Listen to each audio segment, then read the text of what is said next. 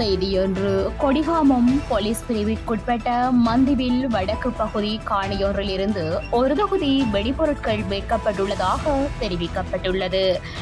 காணி உரிமையாளர் காணியை தொற்பரவு செய்த போது நிலத்தின் கீழ் புதைக்கப்பட்ட ரம் ஒன்றினுள் வெடிபொருட்களை ஒத்த பொருட்கள் தென்பட்டமையினால் அவர் உடனடியாக போலீசாருக்கு குறித்த விடயத்தை தெரியப்படுத்தினர். இந்நிலையில் கொடிகாமம் போலீசார் விசேட அதிரடிப்படையினர் இணைந்து அவ்விடத்திற்கு விரைந்து குறித்த ரம்மை எடுத்த போது அதற்குள் வெடிபொருட்கள் காணப்பட்டன.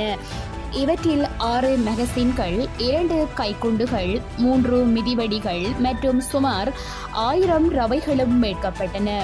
குறித்த வெடிபொருட்கள் பயன்படுத்த முடியாத நிலையில் காணப்பட்டமையும் குறிப்பிடத்தக்கது. மேலதிக செய்திகளை எமது இணையதளமான www.tamilkadir.com என்ற இணையதளத்தில் பார்வையிடலாம். அதுடன் செய்திகளை காணொலி வடிவில் அறிந்து கொள்ள எமது யூடியூப் சேனலை சப்ஸ்கிரைப் செய்து இணைந்திருங்கள்.